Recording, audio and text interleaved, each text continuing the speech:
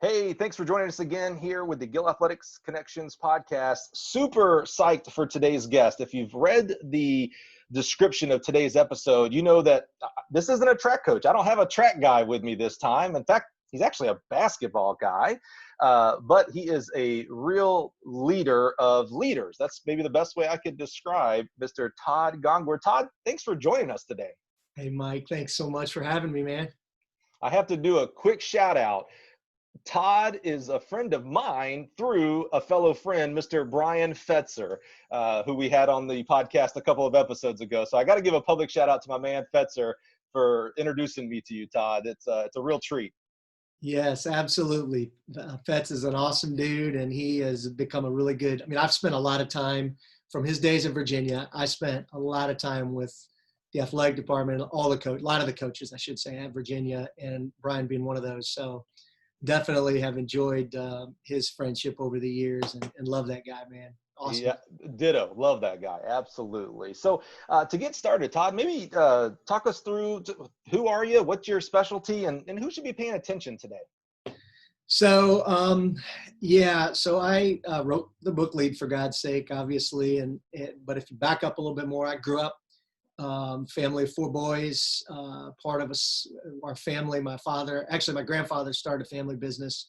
My father really built that business in the 80s and 90s. And then myself and a couple other brothers were in that for a long time too. So had a passion about the business world at a very young age, but also really passionate about the sports world, and loved to play basketball. Loved all sports as a kid, of course, but really loved basketball a little bit more than any of the rest. Maybe it's because I'm from Indiana. That might have something to do with it. But I was about to say, you grew up in like the area for basketball, right? Exactly, man. So passionate about it, which led me eventually, played as long as I could. I was actually a walk-on down Florida Southern, a scrub walk-on, I tell people. But definitely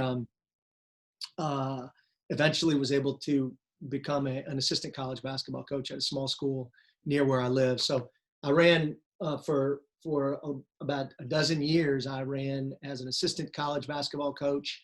And because I was an NAIA school, I kept my day job and was also trying to climb the ladder in the business world. So gave me a phenomenal perspective, leading me to the point of writing Lead for God's Sake. Once that came out, it just kind of took off organically. And for the last decade, I have had the opportunity to work with some of the absolute best, most successful coaches in America, guys.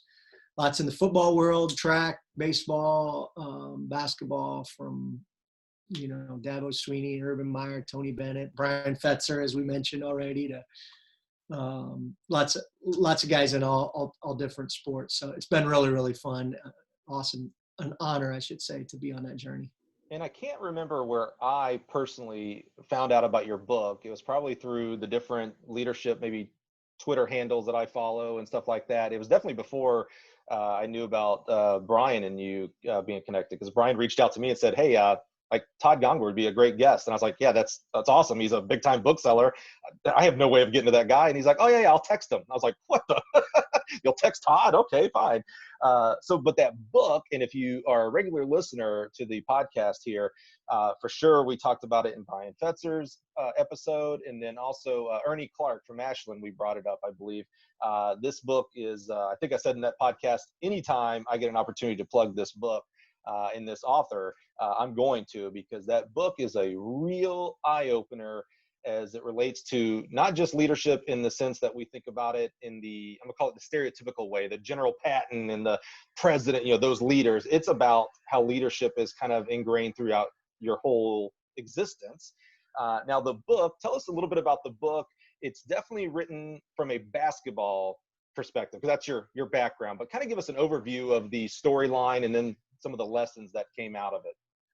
Well, let me just back up a little bit. I never meant to write it, or intended when I set out to write this thing, as a fiction parable. I thought, being in the business world, I actually had stepped away from sports. CEO brought me into a large manufacturing company. We wanted me kind of to lead the cultural leadership and cultural transformation for that organization. And as a part of the senior team, did that for 3 years. And then we were bought by our largest competitor, which was a public company. that was my opportunity. I had been just obsessed with the topic of leadership and really starting to write a lot about the topic of leadership. That was my opportunity to really put those principles into practice. And as I did that, it really began I had people continue to come back to me that, Todd, you need to put this in a book. And felt really clearly that was a call. And so when I did that, I had all this outline of step 1, step 2, step 3. Well, God had a different plan. And fortunately, the message to me was, Todd, start over with a short story. And when I did that, that story just came pouring out. So it's set in a basketball. It's about a basketball coach that's been tremendously successful, tremendously driven, and does a lot of good things, but hits some kind of a tough place in the road in his life and his journey and career. And spends time with a good friend of his. It's a CEO. So there's a lot of business perspective stuff in there. And then ultimately they spend a lot of time with a janitor, or he spends a lot of time with a janitor, kind of a mentoring figure. Sounds really, really cliche-ish, I know. But all I would say is, I get email from people that can't stand sports stories. And they're like, oh my gosh, Todd, this isn't a sports story. I get emails from coaches going, oh my gosh, Todd, you were talking about me. I get emails from athletes, from husbands, wives, from people. And so the biggest thing, Mike, that I think that I hear about the book is, Todd, this is a book about life. It's a book about the leadership components of life we all deal with. What is our influence? Who are we influencing? How are we influencing them? What matters most in life? Why do we do what we do? What's our ultimate purpose? And are we really living that out in our pursuits every day? And I think everybody can relate. So to give a credence to that, I'm a voracious reader. I'm always reading some book or clips of articles, but I am a nonfiction reader. That is always my 99% of everything I read is going to be nonfiction.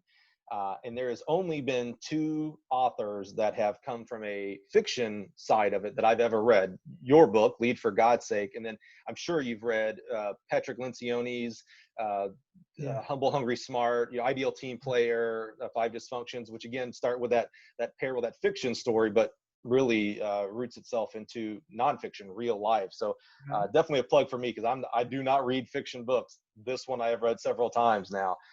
Now you mentioned basketball, and you grew up in basketball Mecca in Indiana, and Kentucky's right there and things like that. But the majority of our audience, people listening right now, are going to come from the track and field world. So is this applicable to a track and field coach? Yeah, absolutely. I mean, it's kind of funny, Mike, but the journey, when it first started, when the book came out, I thought, gosh, I'm going to be working in the basketball world more than anything else, these basketball coaches. And ironically, I work probably the most is football, but I spend a ton of time with track coaches, golf coaches, volleyball, soccer, baseball. I mean, again, if you're a coach and you're driven to succeed, driven to win, understand the importance of results, are competitive at all, you can relate to this book. And so again, like I said, the lesson for me early on was, and I'll go back to kind of, I'm thankful that God had a different plan with the way the story came out, because, my dream always, and my life pursuit was all the way up until I was in my young 30s, was to be a college basketball coach. And I thought, man, this is going to be my impact, my calling. And I'm so thankful that, by the time I hit, because I actually released this book right after my 40th birthday. But I'm so thankful for it, because where my plan was originally all about, I'm going to impact the basketball world. I always say, God had a much, much bigger plan, because like I said, it's been really, really great for me to spend the vast majority of my time, basketball is maybe 10%, because there's so many other sports and that I'm working with, and really track and field, I have a ton of respect for like lacrosse, baseball, track and field. Those guys don't have, as a general rule, huge budgets to work with. They don't have huge coaching staff and, support staff around them, but they have huge numbers.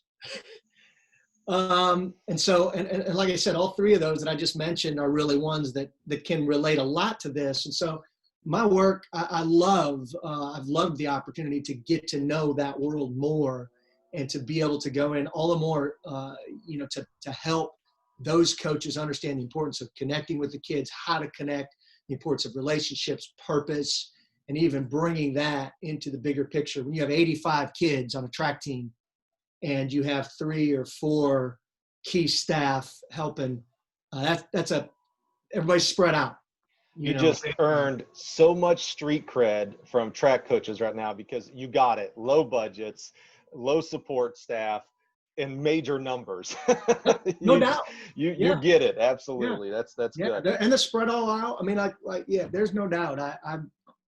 Ton of respect for those sports and for, everybody's situation is different, but Agreed. I know I've run around now, no pun intended, in their world enough to have seen it firsthand. And it's been awesome to be able to, work with those teams, work with teams and try to impact them too. That's awesome. Well, we believe that, leadership is important in the best of times. And right now in 2020, we don't have the best of times. Our track seasons were taken away from us. So our coaches are actually spending less physical time with their athletes because they're not allowed to practice and traveling for meets and et cetera. So is it maybe even more important now for coaches to be leaders? The importance is always off the charts in my mind. I think the thing that probably drives the need in my mind anyways, more than anything else, is our overall cultural tug away from the most important attributes of leadership, away from the deepest character built, the character attributes. So selflessness, humility, work ethic, delayed gratification, those two kind of go together. Love, genuine love, there's a lot of different things that our broader culture, no matter what the circumstances are, our broader culture is pulling everybody to think about me, be dependent, be your own, build your own brand, be your own, and so getting a group to come together, to think beyond themselves and to be able to sacrifice and commit, not just to be your best, but to be the best for the purpose of all those that are around you and impacted by you. And track is a team sport. I don't care what anyone says. The same way tennis is a team sport. That's the thing. That's the beauty of college, especially. The very best coaches that I deal with understand and can articulate the importance of this cannot be just about you. And, so many athletes and even the traditional team sports come in to their collegiate days thinking it's all about me. And leadership is about, more than as much as anything else, really helping a team of people come together and understand there's a bigger picture. There's a bigger reason. There's a bigger, purpose in what we're doing here together. And so the need for leadership has always been great. Now what we're doing and what we're faced with, like I said, in my opinion, it's always going to be increasing as long as culture is pulling us away from those attributes that are so, so critical to serving one another in life in general. Well, I don't see society stopping that pull from all directions with social media, which I do not disparage social media. I'm a huge advocate of social media. I think with everything, there's good ways and bad ways of doing things. And certainly there are bad ways on social media, but definitely that, I could feel that when you talk about that society and culture pulling. So social media, family, track, news, the whole nine just continue to pull you, stretch you out more and more. So appreciate hearing that leadership. I like that aspect. I keep thinking of leadership is more important now. You're taking it to the top that it doesn't matter, good times, bad times, beginning times, end times, leadership is important. So you mentioned those tenets of selflessness and delayed gratification and love. and spoiler alert, no spoiler alert, you got to read the book if you want to know deeper and take a deeper dive, and you should be taking a deeper dive in that. So with that in mind, how can a coach in today's right now world, how can they exemplify leadership? I think, Mike, one of the most important things that, first of all, if you, depending on how you define a kind of a baseline of leadership, I believe it begins with influence. Now, there's a lot of other things, and there's that go into it, and that's not an uncommon thing. Most people buy into at least somewhat that concept of it begins with your influence. I say leadership is influence from our words, attitudes, and behaviors that flow from and through character. So that's my full kind of baseline of leadership. When we start there, say that again. So leadership begins with our influence that flows from words, attitudes, and behavior, or influence from words, attitudes, and behaviors that flow from and through our character. Got it. That's good. So character is the heart of our leadership. So who you are, we're all leading from the heart. The question is where's your heart? So that's where I start off with leaders all the time. And, the most powerful form of influence is what you model, and so I tell people right after that, love is the most powerful thing you can model. So, to me, I guess in my philosophies and the things that I teach, and, they're going to parallel the message in the book. We can use different motivators. There's a fear element of motivation that we can use, and we use as parents, we use as coaches, and it's legit. We need it. It's a part of our lives. We're naturally, it's natural to, be motivated by fear in some way, shape, or form. It's also natural to be motivated by treasures, by rewards. And so but I firmly believe that the greatest motivator on the face of the earth is still love, genuine relationships, because I think that so aligns with why we were created as relationship people, that ultimately, you threaten a relationship, or you threaten somebody's loved one, and, you can take a gun, you can take whatever, a bag of $1 million, and neither one of those are going to go as far as, wait a minute, when you're threatening a loved one, that trumps everything else for me. Right. And for most. So, going back to your question of, man, what are the keys, or what are the most important things? I think you have to understand the importance of genuine love and the power of that as a part of your leadership. I think that being intentional, and now more than ever, going back to those attributes that we just talked about, you have to be intentional in teaching the opposite of what culture is pouring in every day, 24/7, as a result of our mobile phones. And, now we have, although culture has always had mixed messages, now that we have these little things that we put in our pockets, those mixed messages are with us 24/7. So we pop headphones in, and we're hearing a message of, it's all about me, me, me, me, me, and I'm going to beat you down. I mean, whatever, negative. And then I look at the headlines, and it's all negative. And then I go through social media, and it's people trying to vie for my eyeballs, okay, because that's money, and that's what everybody's after in social media and all the media content. So we got all these things I'm competing with. So I tell coaches, you have to get intentional. You can't just hope that by osmosis, they learn to commit to each other.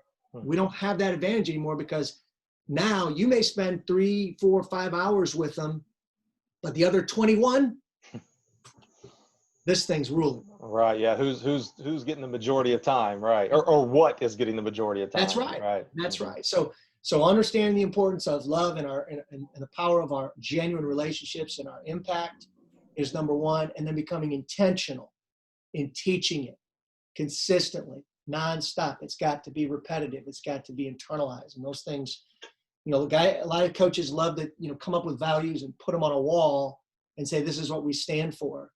And, no offense to many, many coaches that have done a great job of doing that. But if the kids can't relate, if they can't internalize it, and they can't understand what it means to live by it, you're going to be very limited as to how deeply it really impacts them. And you have to meet them Mike, you have to meet them where they are, at least to some extent. I think, we have to be really careful when we create things for athletes or mantras that are around things that, don't necessarily, kids can't really relate to.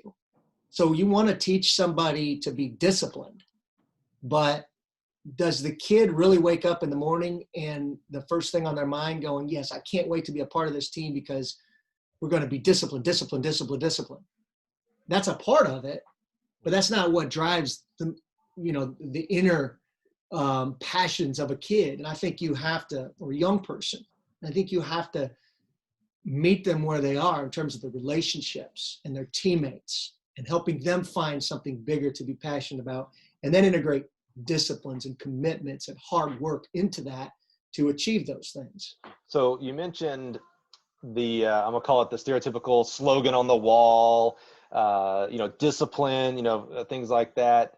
So what are maybe some practical ways to be intentional then and to meet them where they are?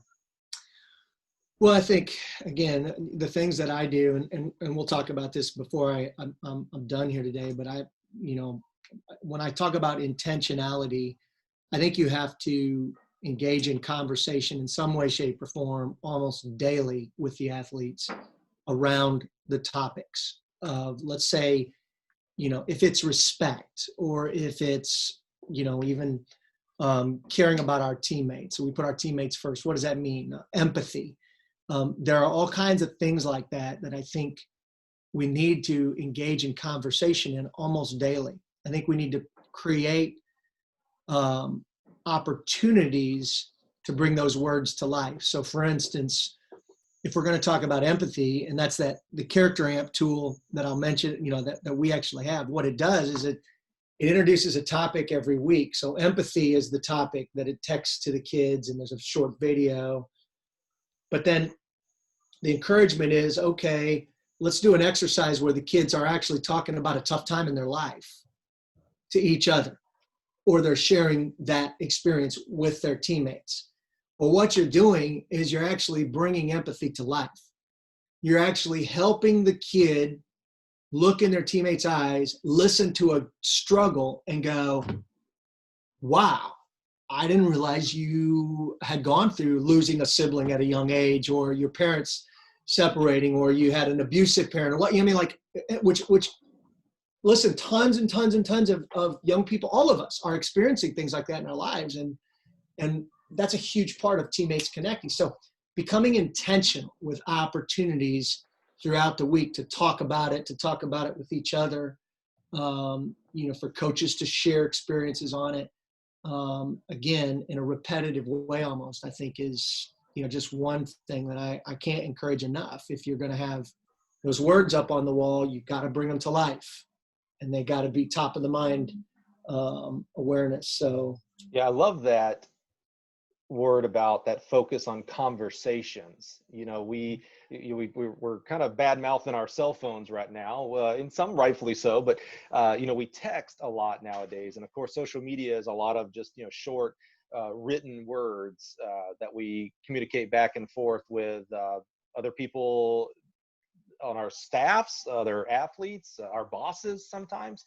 And there is nothing like having a conversation, whether it's in person or over video. I think this portion of our lives, we're recording this over video, but I think this style of communication is going to hopefully be uplifted coming out of this coronavirus. And what I mean by that is, instead of just texting someone or shooting an email or even a phone call, that this becomes the new normal, that, I'd rather see you face to face to have this conversation versus just a simple text. There's a real funny, I think it's funny, clip. Have you ever heard of the show Key and Peele from Comedy Central? no. It's these great comedians, and they do this really funny. It's a little, watch the language. There's edited versions out there, but it's those two texting each other. And so you see, like if it's you and I, you'd see me texting, and I'm saying something like, "Hey Todd, let's go to the movie theater tonight." But now when you read it as, let's go to the movie theater tonight, instead of, wait a minute, he forgot we had plans to go to the library. I don't know, make this Yeah, yeah, yeah, terrible. Yeah. yeah. And so it becomes this progressive, like, escalation when it was all very, very innocent, but you're reading it, where if you'd have just hit the call button instead of the send button, it would have been all good. So I love that word about conversation, having conversations with your athletes, having conversations with your staff, having conversations with your bosses, your administration, and less reliance on text messages and emails, which all have their places, but really focusing on that conversation. Speaking of focuses, you recently, maybe it was just this weekend or this last week, I just read it this weekend, had a really good article about focus and choices. I'm going to read the 3 real tenets from that article, and then I'd love to have a discussion about the choices that we're in today, and what we can and should be maybe doing. So Yeah. Todd wrote the 3 daily choices for focus.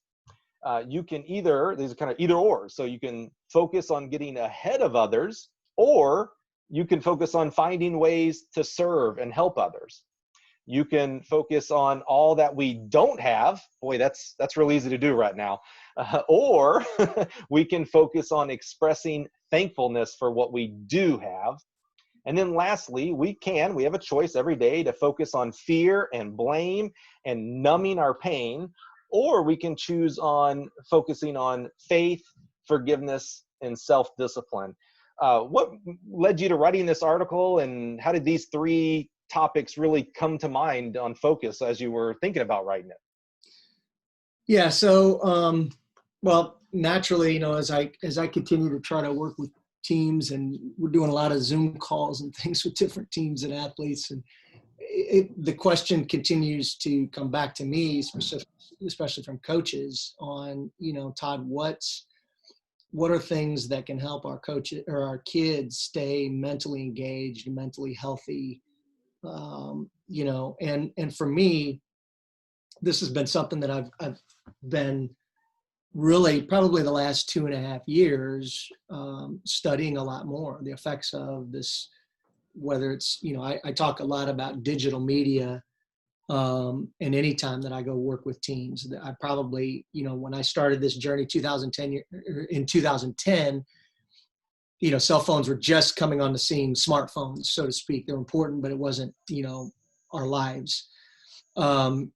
Social media and the smartphone now has become our lives, and in a lot of ways. And so I probably 25-30% of my time is spent on, kind of what are the effects of that, and what are better ways to start managing that a little bit more. And so the thing that I guess jumped out at me is, how careful I think we need to be right now, because I'm seeing a lot of coaches and people in general now get zoomed out, and they're just on a nonstop meetings.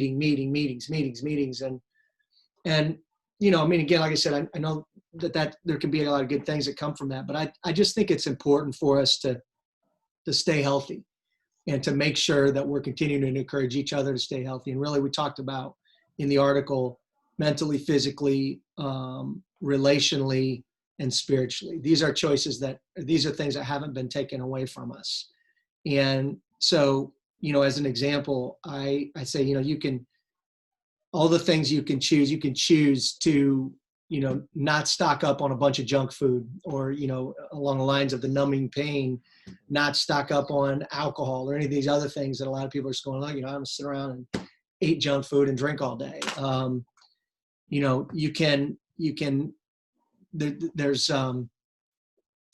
choose to get the good, be healthy, go out and exercise. You can choose to carve out quiet time in the morning. You can choose to spend time reflecting on life. You can choose to journal in a notebook or read a good book. All these things that can impact you. You can choose to pick up the phone, like you were just talking about. Call a friend, call a neighbor, call somebody that might be quarantined alone, especially because they need conversation. And then even spiritually, for me, my quiet time in the morning is it's been a huge impact on me for the last 20 years. But I encourage people, man, now maybe more than ever, you have that time. You don't have to get up hop in the car and drive 45 minutes. You have more time. I don't care what anyone says. You have more time right now that you can choose what to do with. And so you can carve out some time in the morning and to do that. And so, and then the other part of it is what choosing not to do. And, not to, like you said, buy junk food, not to Netflix binge or scroll social media or, mindlessly go through all of the negative articles. And, really, again, it went through this, when we go down the path of those choices, it can really wreak havoc on our minds and our well-being, our mental well-being, but our emotional and relational and spiritual well-being too. And so I just think, again, the article and those three focus items were kind of a part of what fed into really diving deeper into that. But, we have choices. And I think now, as more than ever, we need to continue to remember we can, I've talked to people that have gained 15 pounds in the last 6 weeks. And I've talked to people who have lost 15 pounds in the last 6 weeks. Hey, Todd, that was supposed to be private between you and I on that weight gain, man. I'm just, I mean, seriously though, because it is like people and I encourage people. I'm like, look, there's workouts that you can do in front of your TV. I mean, a T25 or Insanity, or you can't tell me that there's just no option. And I get it. It's easier to sit around and Netflix binge or but these are times where you just have to get up in the morning and really, really make a choice. Today's going to be productive in each of these areas. And so the article obviously talks about a lot of stuff, talks about the divisiveness, even that the danger of what we're succumbing to, even on social media and by giving into the negative media that's out there, messages that are out there. Man, it frustrates me to see people that I know have been friends for their entire life starting to argue on social media about things. And I'm going, I have an opinion too. But my thing is, you guys, it's okay for us to have differing opinions, but do we have to take it to a place where it gets so personal now that we absolutely are destroying relationships? Because again, now we're going to the very core of why we're here on this earth. We can disagree, but man, let's find the things that we agree on. Let's find the things that we share as human beings. And we're just not doing that as much anymore. And it's scary to me. It's sad. those examples you gave, that I would give that as the opposite of leadership. When you are tearing down someone just because they don't agree with you, and vice versa. I've seen both sides of these arguments, whether it's political or coronavirus, or is the newest Chicago Bulls documentary the best or not. I mean, I've seen both sides just tearing people down. I am proud. I do want to give a plug here. You mentioned about choices and what you can focus on. I am so proud of thousands of coaches, specifically Marissa Chu at IUPUI. She started this group. You might not know about this, Todd, because it's very track focused, but when things went down in the middle of March and we got our indoor championships canceled, we were all at our respective indoor national championships, and they sent everybody home. That was the start of the downhill for track coaches, and then outdoor got canceled, etc. Well, Marissa Chu, she had a choice. She could sit around and wallow and pity and make bad choices, but instead she started a Facebook group called Coaches Collab. And she started I saw the list today. She wrote down 40, 50, 60 people, friends of hers that she thought would join this group, and they would talk about how to become better coaches, better people, etc., how to move the sport forward. Well, that started on March 17th. If you want real specifics, go back to her episode here on the Connections podcast, and we talk nothing about everything, but we talk about everything about this group. It is now over, I think it's 2,400 coaches have joined this group and are active. They're doing weekly, talking about zooming out, weekly Zoom calls on, they'll do one on long jump, they'll do one on high jump. Here are the ones that I enjoy the most. They're doing a weekly series on women in coaching. So how do we raise women up into the coaching ranks and leadership ranks, because they are leaders? How do we give them opportunities? As a male head coach, how do you appropriately work with a female head coach? How do you respect her and her knowledge? And they're doing one on this Wednesday on general coaching improvement. But I'm just so proud of that group. I keep plugging it, much like your book, because it's 2,000 plus people who are working to get better as coaches, as people, as partners, as bosses, as assistant coaches. It's amazing. I just love the choice that those coaches made. Yeah, So that's awesome. with these type of coaches, they're making choices on how to get better and how to improve. And we've been focusing a lot on the athlete and how to coach better and be a better coach that way. What other tools might you have? You've got some great modules on staff, how to improve staff. You hinted at it a little bit earlier. Talk to us about this program you have for coaching staffs. Yeah, so we originally created this specifically, again, following a lot of the messages in the book, where I have a lot of teams that will read the book or athletes that will read the book, and they get a lot out of it because you do get a lot of insights from the athlete's perspective in the story too. But I've also, my heart probably as a starting point was about impacting the coaches first, because time and time again, I would go into programs, be a part of different things and interacting with coaches. And, you can go in and speak to the coach, or you can go in and speak to the athletes all you want. But if the dynamic within the staff is not right, is not healthy, is not open and, is not really there to impact the kids in the right way and using the right tactics and things, you have a breakdown, a very serious breakdown. So I, years ago stopped going in. I would be asked by coaches, hey, will you come in and speak to our team? And I'd say, only if you allow me to work with your staff first. Because to me, if I come in and I give you guys a fire up speech on how to be a great leader as an athlete and how to fight through this and be this and do this and do, it can be great. You can be fired up. But if your coach isn't representing those things at a high level, you get kids in there they're either rolling their eyes literally, or on the inside, they're rolling their eyes. And I just, over the years, was finally like, it's got to start with the coaches. So we created. And that's one thing if a kid rolls his eye, right? How about this? 10x worse if the coach is on the sideline rolling his or her eyes. Exactly. Leadership starts at the top, right? That's a saying. That's a real important saying.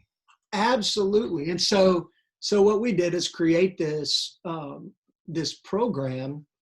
It's 3 different modules. Each module has about, I think, 8 or 9 little 5-6 minute videos in it.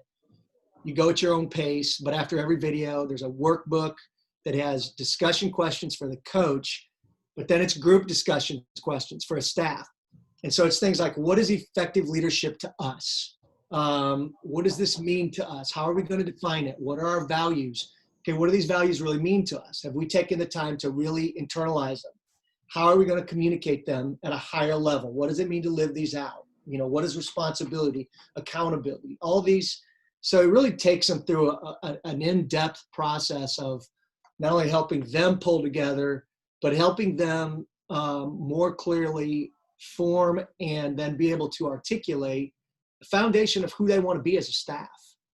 And so it's a really, it's a powerful tool in it. And actually that article that you mentioned, I don't know if I think you may have shared it, but if on your social media, if you go into that article, read through it, at the end of the actual article, there's a PS for coaches down there.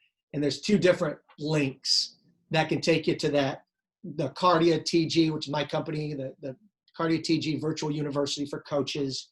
And then the other one is, of course, the Character Amp, which is a text-based platform that's designed to impact the kids. That one is a message. We're going to put the link to the article in the descriptions of this podcast. So go there, and that will take you to this article on choices of what to focus on, the choices you have to focus on each day. that will have down there those modules for the text-based and the staff-based. I'm going to challenge you right now, listener, if you are, I almost said if you're a head coach, if you are a coach of a staff, I'm going to challenge you. And this also made me think, as a parent of two rambunctious kids, I think everybody's kids are rambunctious right now. If you're a parent, well, that means you're part of a staff. I'm going to challenge you as well. These leadership, you are the leadership staff of your family. So I'm going to challenge you as well to go look into that module that Todd spoke about. Again, the link for the article will be down in the descriptions, but I'm going to challenge you to go check that out. As we start wrapping up here, Todd, I told you I will always plug Lead for God's Sake anytime and every time.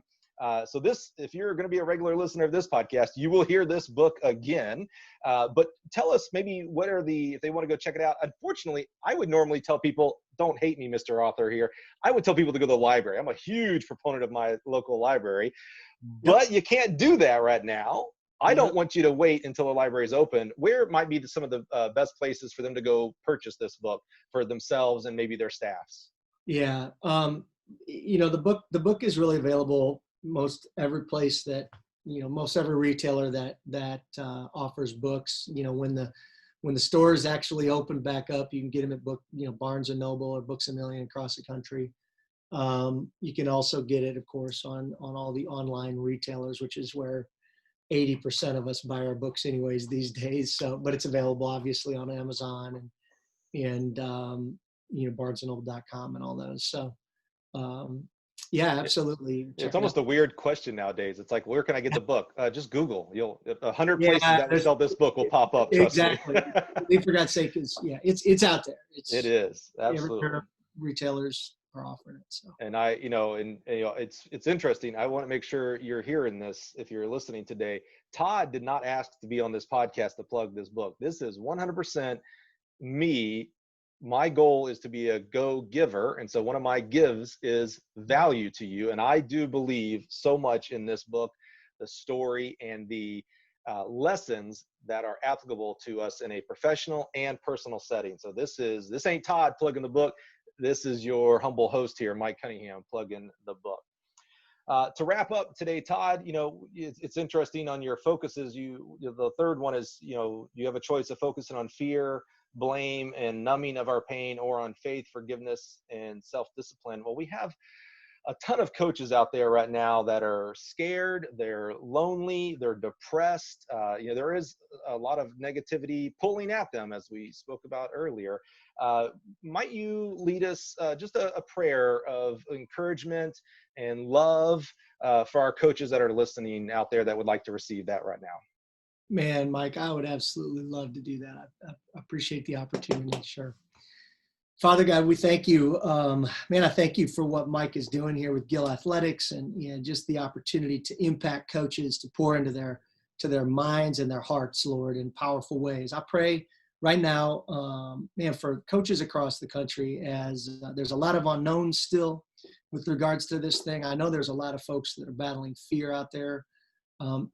Lord, I just pray that you would just give them peace. I pray that for protection over their families and loved ones. I pray that you would give each of us courage during this time to know how we can be a light to all those others in our lives. Help us to be an encouragement and just a beacon of hope to the people around us, and especially these coaches, as they have the opportunity to be that encouragement and light and hope to their athletes, Lord. I just pray that you just give them strength during this time. And again, give them faith as we walk through the rest of this journey. So we thank you for loving us, and we ask these things in Jesus' name. Amen. Amen. Coach and parents that are listening still right now, I just want to thank you for everything that you have done and will do and are doing. You are leaders, whether you like it or not, you are leaders. So I challenge you to go to be the best leader that you can be.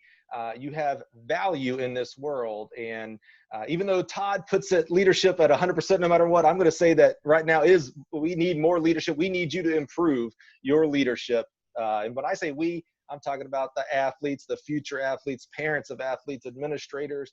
We all need you more than ever. So please continue to improve and strive for improvement. Todd, thank you, man. Thank you so much for taking time today and visiting with us here on the podcast. Forever indebted to you for today's time and energy, but also for your taking the time to write a book. I know how not easy that can be. We didn't get into it, but you have mentioned before that you didn't write the book. It flowed. That's my Alabama education coming through there. Sorry. Flowed through you directly from above. So thank you for being that receptacle to take that and put it into words so that it could receive value. So hundreds and thousands of people could receive that value. Yeah, awesome. Mike, thanks so much for the kind words, and thank you for the opportunity to be here for what you're doing, man. You're impacting many, so keep up the great work, man. Appreciate you. I appreciate that, hearing that very much. Thank you, Todd. Appreciate you being with us today. Thanks.